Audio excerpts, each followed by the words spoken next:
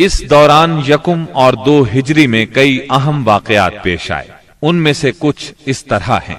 اسی دوران میں قبلے کی تبدیلی کا حکم آیا۔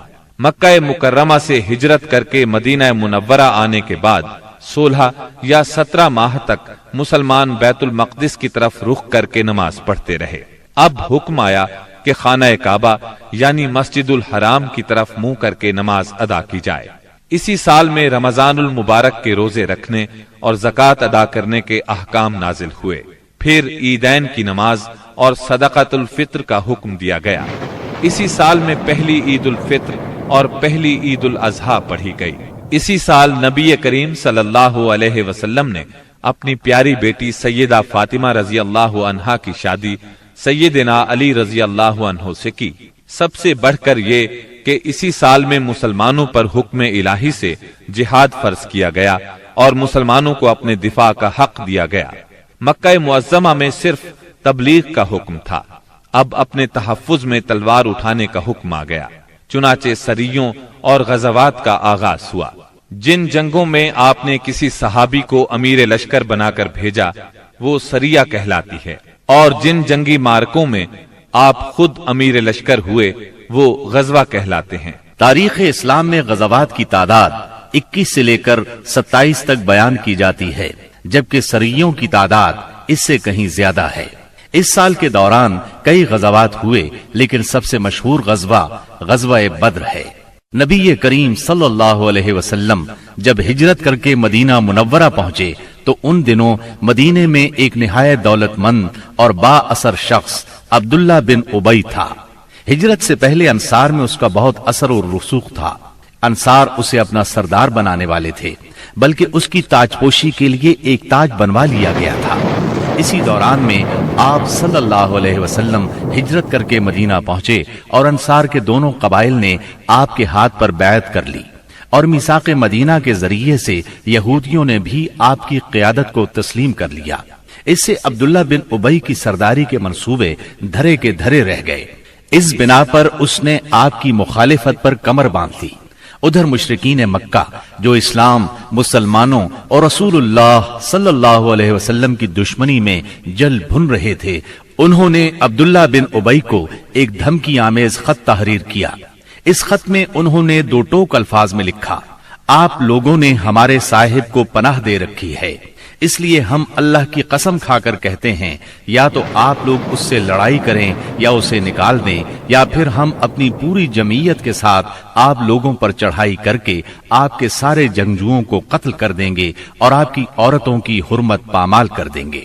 جب یہ خط عبداللہ بن ابی اور اس کے ساتھیوں کو ملا تو وہ رسول اللہ صلی اللہ علیہ وسلم سے جنگ کے لیے تیار ہو گئے۔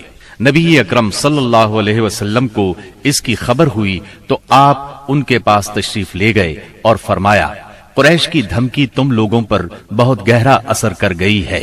تم خود اپنے آپ کو جتنا نقصان پہنچا دینا چاہتے ہو، قریش تمہیں اس سے زیادہ نقصان نہیں پہنچا سکتے۔ تم اپنے بیٹوں اور بھائیوں سے خود ہی لڑنا چاہتے ہو۔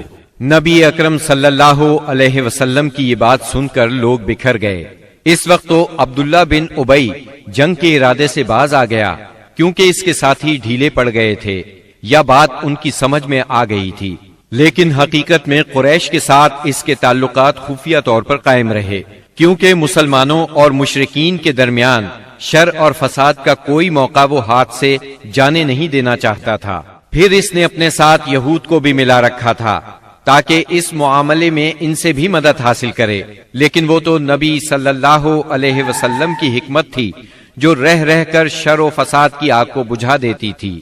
مسلمانوں کی ہجرت اور مدینے میں ان کی کامیابی سے کفار مکہ بہت تل ملا رہے تھے اور مدینے پر چڑھائی کے بہانے ڈھونڈ رہے تھے۔ رسول اللہ صلی اللہ علیہ وسلم کے بڑھتے ہوئے اقتدار اور اسلام کی اشاعت نے مکہ میں ابو جہل اور ابو سفیان کو سخت بے چین کر دیا تھا۔ یہی کیفیت مدینے میں عبداللہ بن ابی کی تھی۔ اس نے قریش کے حوصلے بڑھائے اور انہیں یقین دہانی کرائی کہ اگر تم نے مدینے پر دھاوا بولا تو یہودی تمہارا ساتھ دیں گے۔ مسلمان جب سے مدینہ آئے تھے خطرات بڑھتے جا رہے تھے اور ان کے سروں پر منڈلا رہے تھے۔ یہی وجہ تھی کہ مسلمانوں نے راتوں کو جاگ جاگ کر مدینے کا پہرا دیا۔ ادھر قریش نے مدینے کو تباہ و برباد کرنے کا ارادہ کر لیا۔ اس غرض کے لیے انہوں نے کئی قبائل کو اپنا ہم نوا بنا لیا۔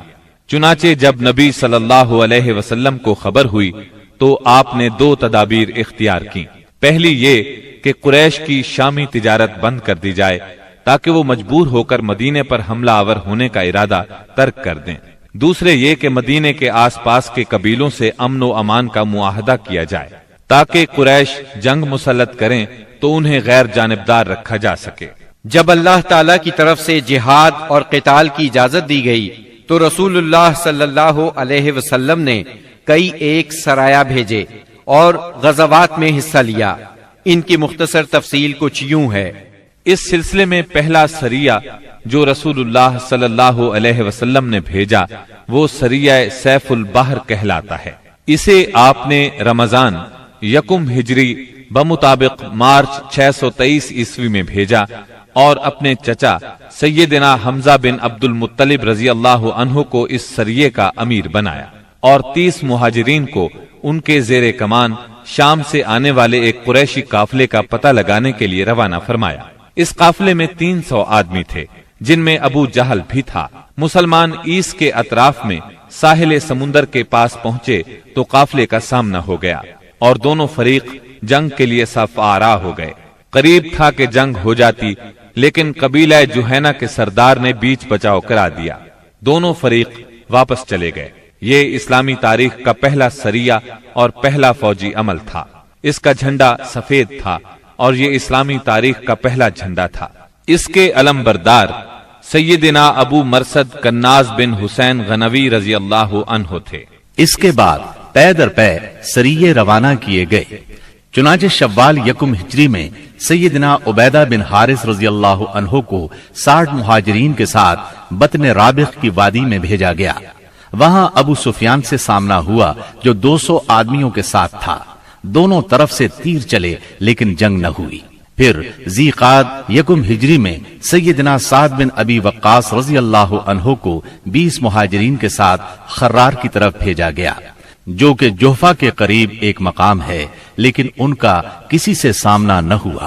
اس کے بعد سفر 2 ہجری میں 70 مہاجرین کے ساتھ رسول اللہ صلی اللہ علیہ وسلم خود نکلے اور ابوا یا ودان تشریف لے گئے۔ مہم کا مقصد قریش کے ایک قافلے کی راہ روکنا تھا لیکن کسی سے سامنا نہ ہوا۔ یہ پہلی مہم تھی جس میں رسول اللہ صلی اللہ علیہ وسلم بذات خود نکلے۔ اس کے بعد ربیع الاول 2 ہجری میں رسول اللہ صلی اللہ علیہ وسلم 200 صحابہ کے ساتھ روانہ ہوئے۔ مقصود قریش کا قافلہ تھا جس میں امیہ بن خلف سمیت قریش کے 100 آدمی اور 2500 اونٹ تھے۔ آپ رضوہ کے اطراف میں مقام بوات تک تشریف لے گئے لیکن کسی سے سامنا نہ ہوا۔ اسی مہینے میں قرز بن جابر فہری نے مشرکین کی ایک مختصر سی فوج کے ساتھ مدینہ کی چراگاہ پر چھاپا مارا اور کچھ مویشی ہانک کر لے گیا۔ رسول اللہ صلی اللہ علیہ وسلم نے 70 صحابہ کے ہمراہ اس کا تعاقب کیا اور بدر کے اطراف میں واقع وادی صفوان تک تشریف لے گئے لیکن قرز نکل بھاگا۔ اسی واقعے کو بعض لوگ غزوہ بدر اولا بھی کہتے ہیں۔ اس کے بعد آپ جمادی الاولا یا جمادی الاخری 2 ہجری میں 150 یا 200 مہاجرین کے ساتھ ذوالعشیرہ تک تشریف لے گئے۔ مقصود قریش کے ایک قافلے کو روکنا تھا جو ملک شام جا رہا تھا لیکن آپ کے پہنچنے سے پہلے وہ جا چکا تھا۔ اس سفر میں آپ نے بنو مدلج اور ان کے حلیف بنو زمرہ سے جنگ نہ کرنے کا معاہدہ کیا۔ پھر رجب 2 ہجری میں نبی اکرم صلی اللہ علیہ وسلم نے سیدنا عبداللہ بن جہش اسدی رضی اللہ عنہ کو 12 مہاجرین کے ساتھ مکہ اور طائف کے درمیان ایک مقام نخلہ کی طرف روانہ کیا۔ مقصد یہ تھا کہ وہ قریش کے ایک قافلے کی خبر لائیں، مگر ان لوگوں نے قافلے پر حملہ کر کے عمرو بن حضرمی کو قتل اور عبداللہ بن مغیرہ کے بیٹے عثمان اور مغیرہ کے غلام حکیم بن کیسان کو قید کر لیا اور قافلے کو ہانک لائے۔ ان کے ایسا کرنے پر آپ ان سے ناراض ہوئے، چنانچہ قیدیوں کو چھوڑ دیا گیا اور مقتول کا خون بہا ادا کیا گیا۔ یہ واقعہ رجب کی آخری تاریخ کو پیش آیا تھا، اس لیے مشرکین نے شور مچایا کہ کہ مسلمانوں نے حرام مہینے کی حرمت پامال کر ڈالی۔ اس پر سورہ بقرہ کی آیت 217 نازل ہوئی۔ لوگ آپ سے حرام مہینے میں لڑائی کے بارے میں پوچھتے ہیں، آپ کہہ دیجئے اس میں جنگ کرنا بڑا گناہ ہے، اور اللہ کی راہ سے روکنا اور اس کے ساتھ کفر کرنا، مسجد حرام سے روکنا اور اس کے باشندوں کو وہاں سے نکالنا، یہ سب اللہ کے نزدیک اور زیادہ بڑا جرم ہے اور فتنہ قتل سے بڑھ کر ہے۔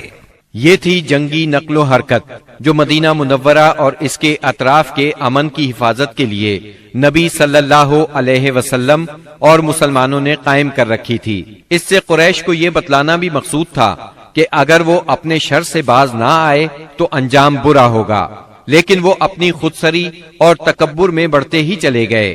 چنانچہ بدر کے میدان میں انہوں نے اس کی سزا پا لی اور جزا بہرحال گھاٹے ہی کی تھی۔ 17 رمضان 2 ہجری کو غزوہ بدر ہوا۔ یہ قریش اور مسلمانوں کے درمیان پہلا فیصلہ کن معرکہ تھا۔ اس کا سبب یہ ہوا کہ رسول اللہ صلی اللہ علیہ وسلم جس قافلے کے لیے ذوالعشیرہ تک تشریف لے گئے تھے اور وہ بچ کر شام چلا گیا تھا، آپ صلی اللہ علیہ وسلم اس کی طاق میں تھے اور اس کی خبر لانے کے لیے آپ نے شام کے مقام ہورا تک طلحہ بن عبید اللہ اور سعید بن زید رضی اللہ عنہما کو بھیجا۔ چنانچہ جیسے ہی یہ قافلہ وہاں سے گزرا، انہوں نے فوراً مدینہ منورہ خبر پہنچائی۔ اس قافلے میں اہل مکہ کی بڑی دولت تھی، یعنی 1000 اونٹ جن پر کم از کم 262 کلو سونے کی مالیت کا سامان تھا، اور اس کی حفاظت کے لیے صرف 40 آدمی تھے۔ خبر ملتے ہی رسول اللہ صلی اللہ علیہ وسلم نے صحابہ کرام رضی اللہ عنہم کو نکلنے کی دعوت دی، تاہم نکلنا ضروری نہیں قرار دیا۔ چنانچہ اس دعوت پر 313، 314 یا 317 صحابہ نے لبیک کہا۔ ان میں 82 یا 83 یا پھر 86 مہاجرین تھے اور بقیہ انصار، اور پھر انصار میں سے 61 قبیلہ اوس سے تھے اور 170 قبیلہ خزرج سے تھے۔ انہوں نے مکمل تیاری بھی نہیں کی تھی۔ سواری میں صرف 2 گھوڑے، ایک سیدنا زبیر بن عوام اور دوسرا سیدنا مقداد بن اسود کندی کے پاس تھا، اور 70 اونٹ تھے۔ 8 یا 12 رمضان المبارک 2 ہجری کو یہ مختصر فوج لے کر رسول اللہ صلی اللہ علیہ وسلم مدینہ منورہ سے نکلے تو بدر منزل مقصود تھی۔ یہ مدینہ منورہ کے جنوب مغرب میں 155 کلومیٹر کے فاصلے پر واقع ہے۔ اسے ہر طرف سے بلند پہاڑوں نے گھیر رکھا ہے، زیادہ حصہ ریتلا ہے۔ ساحل سمندر یہاں سے قریباً 10 میل کے فاصلے پر ہے۔ یہاں پانی کا ایک چشمہ ہے اور ارد گرد باغات موجود ہیں۔ اس قافلے کے سالار ابو سفیان تھے، جو بہت ہوشیار اور چوکنے آدمی تھے۔ ہر آنے جانے والے سے مسلمانوں کی نقل و حرکت کے بارے میں معلوم کرتے رہتے تھے۔ ابھی وہ بدر سے کافی دور تھے کہ انہیں مسلمانوں کے نکلنے کا علم ہو گیا۔ چنانچہ انہوں نے فوراً قافلے کا رخ مغرب کی طرف پھیر کر ساحل کا راستہ پکڑ لیا اور بدر کا راستہ مکمل طور پر چھوڑ دیا۔ ساتھ ہی زمزم بن عمرو غفاری کو اجرت دے کر مکہ بھیجا کہ جس قدر جلد ممکن ہو انہیں مسلمانوں کے نکلنے کی اطلاع دے دیں۔ اس نے خبر پہنچائی تو اہل مکہ نہایت تیزی سے تیار ہوئے اور سب کے سب نکلے۔ ابو لہب کے سوا بڑوں میں سے کوئی پیچھے نہ رہا۔ آس پاس کے قبائل کے لوگ بھی ساتھ لے لیے۔ جب یہ لشکر مقام جحفہ پر پہنچا تو ابو سفیان کا پیغام ملا۔ اس میں اس نے اپنے بچ نکلنے کی اطلاع دی تھی اور یہ مطالبہ کیا تھا کہ مکہ واپس پلٹ جائیں۔ چنانچہ لوگوں نے واپسی کا ارادہ کر لیا، مگر ابو جہل نے اپنے تکبر اور اکڑ کی وجہ سے واپس جانے سے انکار کر دیا۔ قریش کی فوج میں 1000 آدمی تھے، جن کے پاس 100 گھوڑے اور 600 زرہیں تھی اور اونٹ کثرت سے تھے۔ ایک طرف انہیں اپنی کثرت پر ناز اور ساز و سامان پر فخر تھا، تو دوسری طرف نبی کریم صلی اللہ علیہ وسلم عز و انکسار سے اللہ کی بارگاہ میں ہاتھ پھیلائے دعا کر رہے تھے۔ آپ کی دعا کے الفاظ یہ تھے: اے باری تعالی، اگر مسلمانوں کی یہ مٹھی بھر جماعت ہلاک ہو گئی تو روئے زمین پر کبھی تیری عبادت نہ کی جائے گی۔ اے اللہ، اگر تو چاہے تو آج کے بعد کبھی تیری عبادت نہ کی جائے۔ آپ نے خوب تضرع اور خلوص سے دعا کی، یہاں تک کہ آپ کی چادر آپ کے کندھوں سے گر گئی۔ सैयदना अबू बकर रज़ी अल्लाह अन्हु ने चादर दुरुस्त की और अर्ज किया, ए अल्लाह के रसूल, बस करें। आपने अपने रब से जी भर के दुआ फरमा ली। दोनों लश्कर आमने सामने आए तो सबसे पहले मुशरिकीन में से बेहतरीन सालार उतबा, शैबा और वलीद बिन उतबा मैदान में निकले। उतबा और शैबा रबिया के बेटे थे। उन्होंने ललकार कर कहा, आओ तुम में से कौन हमारे मुकाबले पर आता है। मुकाबले के लिए अंसार के 3 जवान निकले, एक औफ, दूसरे मुअव्विज। ये दोनों हारिस के बेटे थे, तीसरे अब्दुल्ला बिन रवाहा रज़ी अल्लाह अन्हुम। कुरैशियों ने कहा, तुम कौन लोग हो? उन्होंने कहा, हम अंसार की एक जमात हैं। कुरैशियों ने कहा, आप लोग शरीफ मद्दे मुकाबिल हैं, लेकिन हमें आपसे सरोकार नहीं। हम तो अपने चचेरे भाइयों को चाहते हैं। फिर उनके मुनादी ने आवाज लगाई, मुहम्मद, हमारे पास हमारी कौम के हमसरों को भेजो। रसूलुल्लाह सल्लल्लाहु अलैहि वसल्लम ने फरमाया, उबैदा बिन हारिस उठो, हमजा उठो, अली उठो। जब ये लोग उठे और कुरैशियों के करीब पहुंचे तो उन्होंने पूछा, आप कौन लोग हैं? उन्होंने अपना तारुफ कराया। कुरैशियों ने कहा, आप लोग शरीफ मद्दे मुकाबिल हैं। इसके बाद मारका आराई हुई। सैयदना उबैदा बिन हारिस ने उतबा बिन रबिया से मुकाबला किया, सैयदना हमजा ने शैबा से और सैयदना अली ने वलीद से। सैयदना हमजा और सैयदना अली ने अपने अपने मद्दे मुकाबिल को झट मार लिया, लेकिन उबैदा बिन हारिस और उनके मद्दे मुकाबिल के दरमियान एक एक वार का तबादला हुआ और दोनों में से हर एक ने दूसरे को गहरा जख्म लगाया। इतने में सैयदना अली और सैयदना हमजा अपने अपने शिकार से फारिग होकर आ गए। आते ही उतबा पर टूट पड़े, उसका काम तमाम किया और सैयदना उबैदा को उठा लाए। उनका पांव कट गया था और आवाज बंद हो गई थी, जो मुसलसल बंद ही रही, यहां तक कि जंग के चौथे या 5वें दिन जब मुसलमान मदीने से वापस होते हुए वादी सफरा से गुजर रहे थे, उनका इंतकाल हो गया। मुबारजत का नतीजा मुशरिकीन के लिए बुरा साबित हुआ। चुनाचे वो गुस्से से बेकाबू होकर मुसलमानों की सफों में तुंदी के साथ टूट पड़े। घमसान का रन पड़ा और कुश्तों के पुश्ते लग गए। इससे मुशरिकीन की सफों में इस्तिराब की लहर दौड़ गई। तागूत अकबर अबू जहल मलऊन ने अपनी सफों में इस्तिराब की इब्तिदाई लहर देखी तो चाहा कि इस सैलाब के सामने डट जाए। चुनाचे वो अपने लश्कर को ललकारता हुआ तकब्बुर के साथ कहने लगा, लातो उज़्ज़ा की कसम, हम उस वक्त तक वापस नहीं होंगे जब तक इन्हें रस्सियों में न जकड़ लें। देखो, तुम्हारा कोई आदमी इनके किसी आदमी को कत्ल न करे, बल्कि इन्हें पकड़ो और गिरफ्तार करो ताकि हम इनको इस हरकत का मजा चखाएं। लेकिन उसे इस गुरूर की हकीकत का बहुत जल्द पता लग गया, क्योंकि चंद ही लम्हे बाद मुसलमानों के हमले की तुंदी के सामने मुशरिकीन की सफें फटना शुरू हो गईं। अलबत्ता अबू जहल अब भी अपने गिर्द मुशरिकीन का एक गौल लिए जमा हुआ था। इस गौल ने अबू जहल के चारों तरफ तलवारों की बाढ़ और नेजों का एक जंगल कायम कर रखा था। लेकिन गैरतमंद मुसलमानों के इस्लामी हुजूम की आंधी ने उस बाढ़ को भी बिखेर दिया और उस जंगल को भी उखेड़ दिया। इसके बाद ये तागूत अकबर दिखाई पड़ा। मुसलमानों ने देखा कि वो एक घोड़े पर चक्कर काट रहा है। इधर उसकी मौत 2 अंसारी जवानों के हाथों उसका खून चूसने की मुंतजिर थी। तागूत अकबर अबू जहल के कत्ल का इबरतनाक वाकया बयान करते हुए अब्दुर्रहमान बिन औफ रजी अल्लाह अन्हु फरमाते हैं कि मैं जंग बद्र के रोज सफ के अंदर था कि अचानक मुड़ा तो क्या देखता हूँ कि दाएं बाएं 2 नौ उम्र जवान हैं। गोया उनकी मौजूदगी से मैं हैरान हो गया कि इतने में एक ने अपने साथी से छुपाकर मुझसे कहा, चचा जान, मुझे अबू जहल को दिखला दीजिए। मैंने कहा, भतीजे तुम उसे क्या करोगे? उसने कहा, मुझे बताया गया है कि वो रसूलुल्लाह सल्लल्लाहु अलैहि वसल्लम को गाली देता है। उस जात की कसम जिसके हाथ में मेरी जान है, अगर मैंने उसको देख लिया तो मेरा वजूद उसके वजूद से अलग न होगा, यहां तक कि हम में से जिसकी मौत पहले लिखी है वो मर जाए। वो कहते हैं, मुझे इस पर ताज्जुब हुआ। इतने में दूसरे 9 उम्र नौजवान ने मुझे इशारे से मुतवज्जह करके यही बात कही। उनका बयान है कि मैंने चंद ही लम्हों बाद देखा कि अबू जहल लोगों के दरमियान चक्कर काट रहा है। मैंने कहा, अरे देखते नहीं, ये रहा तुम दोनों का शिकार जिसके बारे में तुम मुझसे पूछ रहे थे। फरमाते हैं कि ये सुनते ही वो दोनों शाहीन अपनी तलवारें लिए झपट पड़े और उसे मारकर कत्ल कर दिया। پھر پلٹ کر رسول اللہ صلی اللہ علیہ وسلم کے پاس آئے. آپ نے فرمایا تم میں سے کس نے قتل کیا ہے؟ دونوں نے کہا میں نے قتل کیا ہے. آپ نے دونوں کی تلواریں دیکھیں اور فرمایا تم دونوں نے قتل کیا ہے. البتہ ابو جہل کا سامان معاذ بن عمرو بن جموح کو دیا. دونوں حملہ آوروں کا نام معاذ بن عمرو بن جموح اور معاذ بن افرا ہے.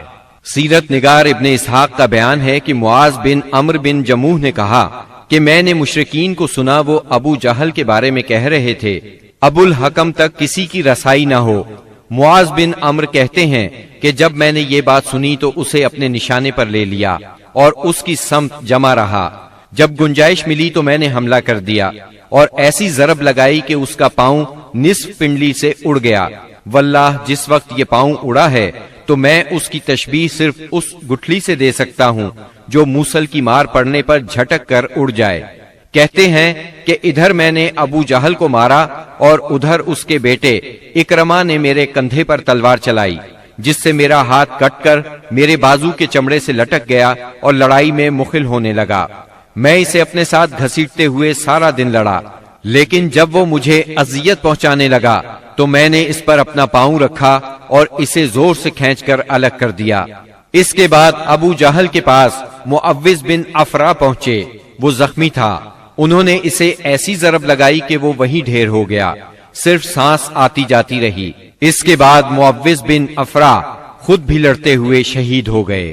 جب معرکہ ختم ہو گیا تو رسول اللہ صلی اللہ علیہ وسلم نے فرمایا کون ہے جو دیکھے کہ ابو جہل کا انجام کیا ہوا. اس پر صحابہ کرام اس کی تلاش میں بکھر گئے. عبداللہ بن مسعود رضی اللہ عنہ نے اسے اس حالت میں پایا کہ ابھی سانس آ جا رہی تھی. انہوں نے اس کی گردن پر پاؤں رکھا اور سر کاٹنے کے لیے داڑھی پکڑی اور فرمایا او اللہ کے دشمن، آخر اللہ نے تجھے رسوا کیا نا. اس نے کہا مجھے کاہے کو رسوا کیا؟ کیا جس شخص کو تم لوگوں نے قتل کیا ہے اس سے بھی بلند پایا کوئی آدمی ہے؟ یا جس کو تم لوگوں نے قتل کیا اس سے بھی کوئی اوپر آدمی ہے؟ پھر بولا کاش مجھے کسانوں کی بجائے کسی اور نے قتل کیا ہوتا.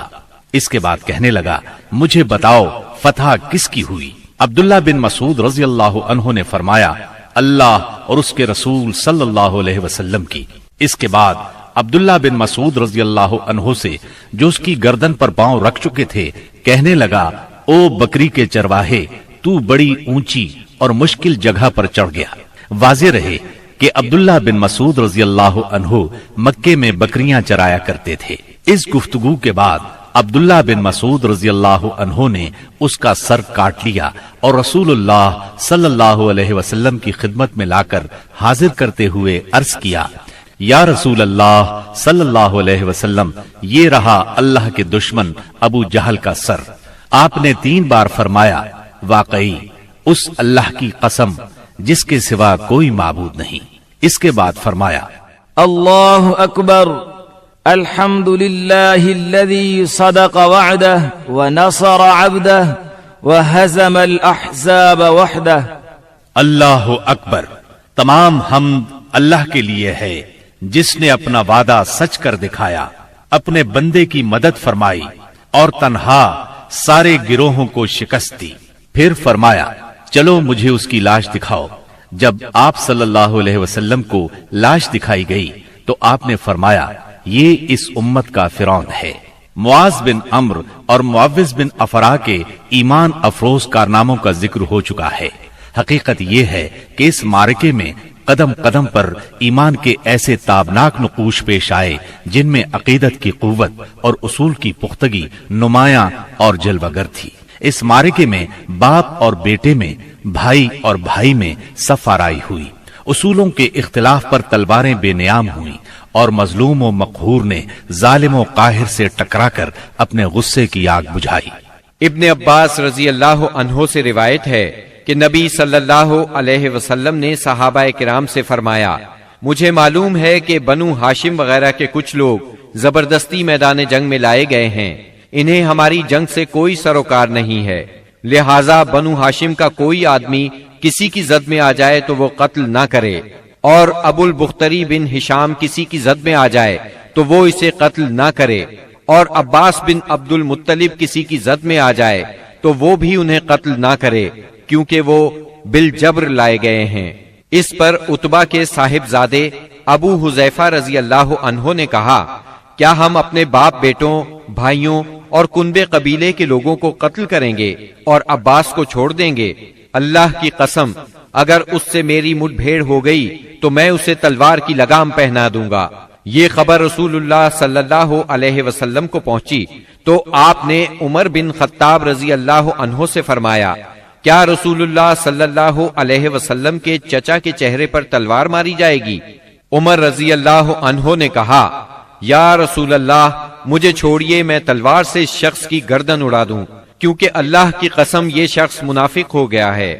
بعد میں ابو حذیفہ رضی اللہ عنہ کہا کرتے تھے، اس دن میں نے جو بات کہہ دی تھی اس کی وجہ سے مجھے برابر خوف لگا رہتا ہے، صرف یہی صورت ہے کہ میری شہادت اس کا کفارہ بن جائے، اور بالآخر وہ یمامہ کی جنگ میں شہید ہو ہی گئے۔ ابو البختری کو قتل کرنے سے اس لیے منع کیا گیا تھا کہ مکے میں یہ شخص سب سے زیادہ رسول اللہ صلی اللہ علیہ وسلم کی ایذا رسانی سے اپنا ہاتھ روکے ہوئے تھا، آپ کو کسی قسم کی تکلیف نہ پہنچاتا تھا اور نہ اس کی طرف سے کوئی ناگوار بات سننے میں آتی تھی، اور یہ ان لوگوں میں سے تھا جنہوں نے بنی ہاشم اور بنی مطلب کے بائیکاٹ کا صحیفہ چاک کیا تھا۔ لیکن ان سب کے باوجود ابو البختری کو قتل کر دیا گیا۔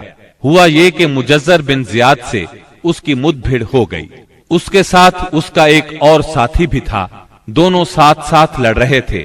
مجزر نے کہا، ابو البختری، رسول اللہ صلی اللہ علیہ وسلم نے ہمیں آپ کو قتل کرنے سے منع کیا ہے۔ اس نے کہا، اور میرا ساتھی؟ مجزر نے کہا، نہیں واللہ ہم آپ کے ساتھی کو نہیں چھوڑ سکتے۔ اس نے کہا، اللہ کی قسم، تب میں اور وہ دونوں مریں گے۔ اس کے بعد دونوں نے لڑائی شروع کر دی، مجزر نے مجبوراً اسے بھی قتل کر دیا۔ مکے کے اندر جاہلیت کے زمانے سے عبد الرحمن بن عوف رضی اللہ عنہ اور امیہ بن خلف میں باہم دوستی تھی۔ جنگ بدر کے روز امیہ اپنے لڑکے علی کا ہاتھ پکڑے کھڑا تھا کہ اتنے میں ادھر سے عبد الرحمن بن عوف کا گزر ہوا۔ وہ دشمن سے کچھ زرہیں چھین کر لادے لیے جا رہے تھے۔ امیہ نے انہیں دیکھ کر کہا، کیا تمہیں میری ضرورت ہے؟ میں تمہاری ان زرہوں سے بہتر ہوں، آج جیسا منظر تو میں نے دیکھا ہی نہیں۔ کیا تمہیں دودھ کی حاجت نہیں؟ مطلب یہ تھا کہ جو مجھے قید کرے گا میں اسے فدیے میں خوب ددھیل اونٹنیاں دوں گا۔ یہ سن کر عبد الرحمن بن عوف رضی اللہ عنہ نے زرہیں پھینک دی اور دونوں کو گرفتار کر کے آگے بڑھے۔ عبد الرحمن بن عوف رضی اللہ عنہ کہتے ہیں کہ میں امیہ اور اس کے بیٹے کے درمیان چل رہا تھا کہ امیہ نے پوچھا، آپ لوگوں میں کون سا آدمی تھا جو اپنے سینے پر شتر مرغ کا پر لگائے ہوئے تھا؟ میں نے کہا، وہ حمزہ بن عبد المطلب رضی اللہ عنہ تھے۔ امیہ نے کہا، یہی شخص ہے جس نے ہمارے اندر تباہی مچا رکھی تھی۔ سیدنا عبد الرحمن رضی اللہ عنہ کہتے ہیں کہ واللہ میں ان دونوں کو لیے جا رہا تھا کہ اچانک بلال رضی اللہ عنہ نے امیہ کو میرے ساتھ دیکھ لیا تو انہوں نے کہا، او ہو، کفار کا سرغنہ امیہ بن خلف، اب یا تو میں بچوں گا یا یہ بچے گا۔ میں نے کہا، اے بلال رضی اللہ عنہ، یہ میرا قیدی ہے۔ انہوں نے کہا، اب یا تو میں رہوں گا یا یہ رہے گا۔ پھر نہایت بلند آواز سے پکارا، اے اللہ کے مددگارو، یہ رہا کفار کا سرغنہ امیہ بن خلف، اب یا تو میں رہوں گا یا یہ رہے گا۔ عبد الرحمن بن عوف رضی اللہ عنہ کہتے ہیں کہ اتنے میں لوگوں نے ہمیں گھیرے میں لے لیا۔ میں ان کا بچاؤ کر رہا تھا مگر ایک آدمی نے تلوار سے اس کے بیٹے کے پاؤں پر ضرب لگائی اور وہ وہیں گر گیا۔ ادھر امیہ نے اتنے زور سے چیخ ماری کہ میں نے ویسی چیخ کبھی سنی ہی نہ تھی۔ میں نے کہا، نکل بھاگو، مگر آج بھاگنے کی گنجائش نہیں، اللہ کی قسم میں تمہارے کچھ کام نہیں آ سکتا۔ عبد الرحمن رضی اللہ عنہ فرماتے ہیں کہ لوگوں نے اپنی تلواروں سے ان دونوں کو کاٹ کر ان کا کام تمام کر دیا۔ اس کے بعد عبد الرحمن بن عوف رضی اللہ عنہ کہا کرتے تھے، اللہ بلال رضی اللہ عنہ پر رحم کرے، میری زرہیں بھی گئیں اور میرے قیدی کے بارے میں مجھے تڑپا بھی دیا۔ سیدنا عمر بن خطاب رضی اللہ عنہ نے اپنے ماموں عاص بن ہشام بن مغیرہ کو قتل کیا۔ सैयदना अबू बकर सिद्दीक रजी अल्लाह अन्हु ने अपने बेटे अब्दुल रहमान को, जो उस वक्त मुशरिकीन के हमरा थे, पुकार कर कहा, ओ खबीस, मेरा माल कहाँ है? अब्दुल रहमान ने जवाब में एक शेर कहा जिसका तर्जुमा यूं है, हथियार, तेज रौ घोड़े और उस तलवार के सिवा कुछ बाकी नहीं जो बुढ़ापे की गुमराही का खातिमा करती है। जिस वक्त मुसलमानों ने मुशरिकीन की गिरफ्तारी शुरू की, रसूलुल्लाह सल्लल्लाहु अलैहि वसल्लम छप्पर में तशरीफ फरमा थे और साद बिन मुआज रजी अल्लाह अन्हो तलवार हमाइल किए दरवाजे पर पहरा दे रहे थे। रसूलुल्लाह सल्लल्लाहु अलैहि वसल्लम ने देखा कि साद रजी अल्लाह अन्हो के चेहरे पर लोगों की इस हरकत का नागवार असर पड़ रहा है। आपने फरमाया, ऐ साद, ऐसा महसूस होता है कि तुमको मुसलमानों का ये काम नागवार है। उन्होंने कहा, जी हाँ, अल्लाह की कसम, ऐ अल्लाह के रसूल, ये अहले शिर्क के साथ पहला मारिका है जिसका मौका अल्लाह ने हमें फराहम किया है। इसलिए अहले शिर्क को बाकी छोड़ने की बजाय मुझे ये बात ज्यादा पसंद है कि इन्हें खूब कत्ल किया जाए और अच्छी तरह कुचल दिया जाए। इस जंग में उकाशा बिन मेहसन असदी रजी अल्लाह अन्हु की तलवार टूट गई। वो रसूलुल्लाह सल्लल्लाहु अलैहि वसल्लम की खिदमत में हाजिर हुए। आपने उन्हें एक छड़ी थमा दी और फरमाया, उकाशा, इसी से लड़ाई करो। उकाशा ने इसे रसूलुल्लाह सल्लल्लाहु अलैहि वसल्लम से लेकर हिलाया तो वो एक लंबी, मजबूत और चमचम करती हुई सफेद तलवार में तब्दील हो गई। फिर उन्होंने इसी से लड़ाई की, यहाँ तक कि अल्लाह ने मुसलमानों को फतह नसीब फरमाई। इस तलवार का नाम औन यानी मदद रखा गया था। ये तलवार मुस्तकिलन उकाशा रजी अल्लाह अन्हु के पास रही और वो इसी को लड़ाइयों में इस्तेमाल करते रहे, यहाँ तक के दौरे सिद्दीकी में मुर्तद्दीन के खिलाफ जंग करते हुए शहीद हो गए। उस वक्त भी ये तलवार उनके पास ही थी। खातिमा जंग के बाद मुसअब बिन उमैर अब्दरी रजी अल्लाह अन्हु अपने भाई अबू अजीज उमैर अब्दरी के पास से गुजरे। अबू अजीज ने मुसलमानों के खिलाफ जंग लड़ी थी और उस वक्त एक अंसारी साहबी उसका हाथ बांध रहे थे। मुसअब ने उस अंसारी से कहा, इस शख्स के जरिए अपने हाथ मजबूत करना, इसकी माँ बड़ी मालदार है, वो गालिबन तुम्हें अच्छा फिदिया देगी। इस पर अबू अजीज ने अपने भाई मुसअब रजी अल्लाह अन्हु से कहा, क्या मेरे बारे में तुम्हारी यही वसीयत है? मुसअब रजी अल्लाह अन्हु ने फरमाया, हाँ, तुम्हारी बजाय ये अंसारी मेरा भाई है। जब मुशरिकीन की लाशों को कुएं में डालने का हुक्म दिया गया और उतबा बिन रबिया को कुएं की तरफ घसीट कर ले जाया जाने लगा तो रसूलुल्लाह सल्लल्लाहु अलैहि वसल्लम ने उसके साहिबजादे अबू हुजैफा रजी अल्लाह अन्हु के चेहरे पर नजर डाली। देखा तो गमजदा थे, चेहरा बदला हुआ था। आप सल्लल्लाहु अलैहि वसल्लम ने फरमाया, अबू हुजैफा, गालिबन अपने वालिद के सिलसिले में तुम्हारे दिल के अंदर कुछ एहसासात हैं। उन्होंने कहा, नहीं वल्लाह या रसूल अल्लाह, मेरे अंदर मेरे बाप के बारे में और उनके कत्ल के बारे में जरा भी लर्जिश नहीं। अलबत्ता मैं अपने बाप के मुताल्लिक जानता था कि उनमें सूझबूझ है, दूरंदेशी और फजलो कमाल है। इसलिए मैं आस लगाए बैठा था कि ये खूबियां उन्हें इस्लाम तक पहुंचा देंगी, लेकिन अब उनका अंजाम देखकर और अपनी तवक्को के खिलाफ कुफ्र पर उनका खातिमा देखकर मुझे अफसोस है। इस पर रसूलुल्लाह सल्लल्लाहु अलैहि वसल्लम ने सैयदना अबू हुजैफा रजी अल्लाह अन्हु के हक में दुआए खैर फरमाई और उनसे भली बात कही। आखिरकार इस्लाम ने कुफ्र पर फतह पाई। इस गज़वा बद्र में कुरैश का सरदार अबू जहल भी मारा गया। ये वही अबू जहल था जिसने नबी करीम सल्लल्लाहु अलैहि वसल्लम और मुसलमानों पर जुल्म और सितम के पहाड़ तोड़े थे। 70 काफिर मौत के घाट उतरे, 70 ही गिरफ्तार हुए, बाकी दुम दबाकर भाग निकले। मुसलमानों में सिर्फ 14 शहीद हुए, उनमें 6 मुहाजिर और 8 अंसारी थे। इस जंग ने इस्लाम के दुश्मनों की ताकत का जनाजा निकाल दिया, उनका भरम खुल गया और उनका गुरूर खाक में मिल गया। जब रसूलुल्लाह सल्लल्लाहु अलैहि वसल्लम मदीना पहुंच चुके तो आपने कैदियों के बारे में मशवरा किया। सैयदिना अबू बकर ने फिदिया लेने की राय दी, जबकि सैयदिना उमर की राय ये थी कि इन्हें कत्ल कर दिया जाए। उन्होंने फरमाया, मेरा करीबी मेरे हवाले करें और मैं उसे कत्ल करूं। अकील बिन अबी तालिब सैयदिना अली के हवाले करें, वो उसकी गर्दन को उड़ाएं, यहाँ तक कि अल्लाह को मालूम हो जाए کہ ہمارے دلوں میں مشرکین کے لیے کوئی نرم گوشہ نہیں ہے، اور یہ حضرات مشرکین کے ائمہ اور قائدین ہیں۔ رسول اللہ صلی اللہ علیہ وسلم نے فدیہ لینا طے کیا۔ یہ فدیہ 4000 سے 3000 اور کم از کم 1000 درہم تک تھا، اور ان میں سے جو لکھنا پڑھنا جانتے تھے ان کا فدیہ یہ قرار دیا گیا کہ وہ 10 بچوں کو لکھنا پڑھنا سکھا دیں۔ غزوہ بدر میں قریش کے 70 آدمی مارے گئے، ان میں عتبہ اور ابو جہل جیسے رئیس شامل تھے۔